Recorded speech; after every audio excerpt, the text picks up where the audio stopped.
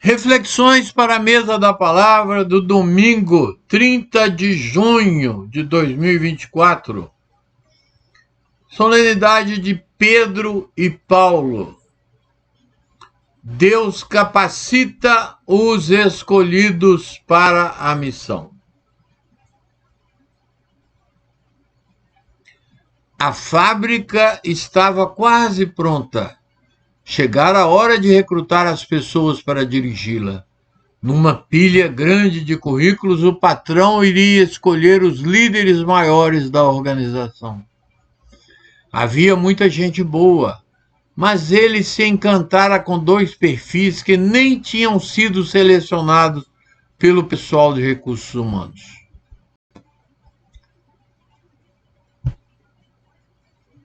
Um havia sido pescador de um lago meio desconhecido. Na sua história era possível reparar que se tratava de homem impulsivo e levado a rompantes, geradores de conflitos. Um comentário de alguém que eu conhecia bem dizia ter fama também de mentiroso. O outro currículo era ainda mais complicado. Tratava-se de um homem fanático religioso, um perseguidor implacável de quem tinha credo diferente do dele.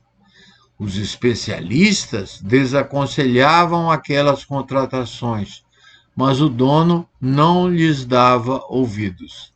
Ele acreditava por demais nas pessoas. Sabia que elas são criadas para o mais e que, pela força do amor, são capazes de se transfigurar e realizar coisas incríveis. Celebramos a festa de dois grandes líderes da igreja. Foram homens de importância fundamental para a fixação e divulgação da fé cristã. O primeiro recebeu a missão de liderar e cuidar da organização da instituição, e o outro saiu célere mundo afora para levar a boa nova a todos os cantos da civilização conhecida de então.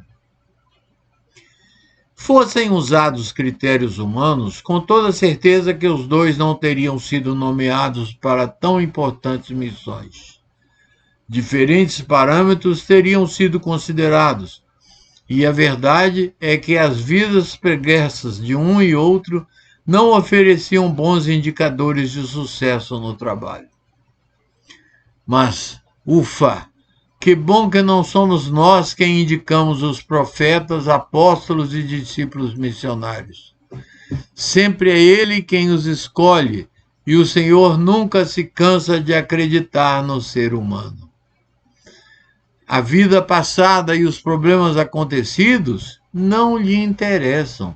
Deus só sabe olhar para frente.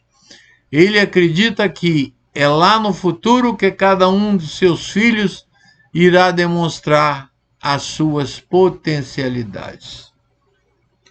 Homens, como todos os demais, com falhas e defeitos, mas com um coração imenso para acolher com entusiasmo contagiante o trabalho ao qual estavam sendo convocados. De fixação e de difusão da igreja. Interessante reparar que, além do currículo pouco animador aos nossos olhos, eles eram seres humanos muito diferentes entre si. Um era do círculo dos amigos de Jesus, tendo convivido 3 anos diariamente com ele. Um homem rude e simples. O segundo, ao contrário, só veio a conhecer o Senhor, a quem seguiria com tanta motivação e empenho, já depois da ressurreição. Homem culto e refinado. As missões recebidas por eles são também bastante distintas. Um deve fixar-se, enquanto o outro estava sempre nas estradas. Pedro é aquele da fixação, ele permanece em Roma, a cidade mais importante do mundo naquela época. fica lá para servir a igreja. Nela tem dois grandes trabalhos: o de liderar a organização institucional da fé e também de abrir as portas, acolhendo os filhos e fechando-as para que não a invadissem os que a queriam perseguir ou criar divisões. Na organização da igreja, Pedro se torna o servidor dos servidores e também o servidor dos seguidores de Cristo. Paulo, ao contrário, sai pelo mundo. É o grande peregrino da fé. Impressionante ver no mapa o tanto de lugares por ele visitados na missão. Mesmo quando levamos em consideração os meios que temos hoje, os caminhos do apóstolo, através dos quais ele levou a fé a tanta gente, continuam sendo causadores de espanto para nós. Paradoxalmente, Paulo, aquele que antes de conhecer a Jesus era totalmente radical quanto à religião, vai se tornando mais aberto e acolhedor. Pedro, ao contrário, mesmo tendo convivido com Jesus, aquele que não tinha nenhum preconceito e acolhia a todos, sente dificuldades com os diferentes.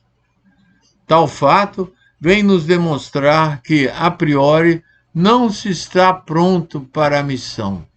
Deus capacita os seus escolhidos, diz uma expressão bem verdadeira e muito repetida pelas comunidades afora.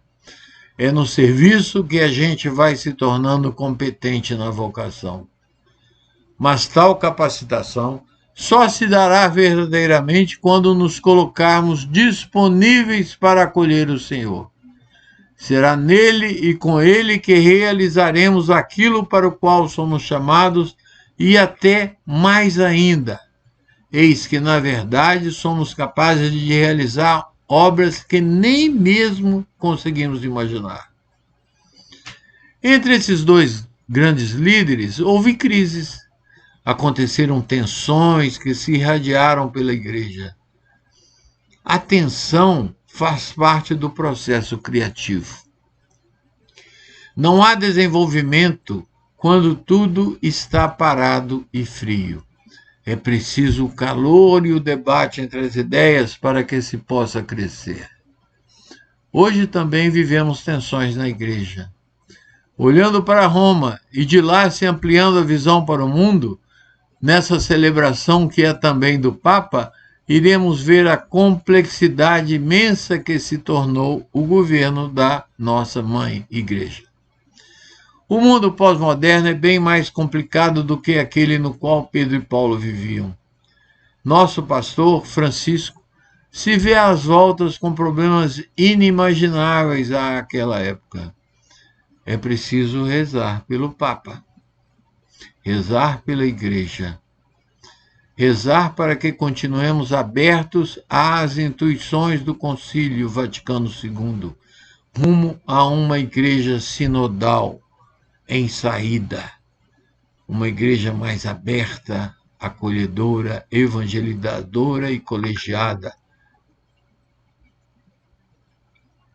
Por último, uma breve reflexão sobre a nossa crença nas pessoas e na sua capacidade de mudança e de superação. Costumamos ser bem duros com aqueles que erraram. Vale aqui se perguntar o que teria acontecido caso houvesse sido conosco, para o nosso julgamento, as mentiras de um e as perseguições do outro. Vendo a vida de Pedro e Paulo, parece-me que há aí um convite para que olhemos também para as histórias daqueles que cometeram erros e que os punimos enquanto sociedade. Que sejamos capazes de acreditar que eles também podem se transformar e fazer diferente, para serem assim de novo inseridos em nosso meio. Pistas para a nossa reflexão. De que maneiras posso ajudar na acolhida daqueles que erraram? Como Pedro e Paulo, também tenho clareza da minha missão na igreja? Rezo pelo Papa e pela Igreja?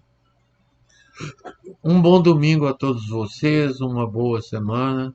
E se vocês ainda não estão no nosso, como é que chama? No nosso site aqui, né? No Evangelho em um Minuto, inscrevam-se, façam um clique, tornem-se um dos nossos e nos ajudem a ajudar esse algoritmo a expandir os nossos caminhos. Tchau, gente.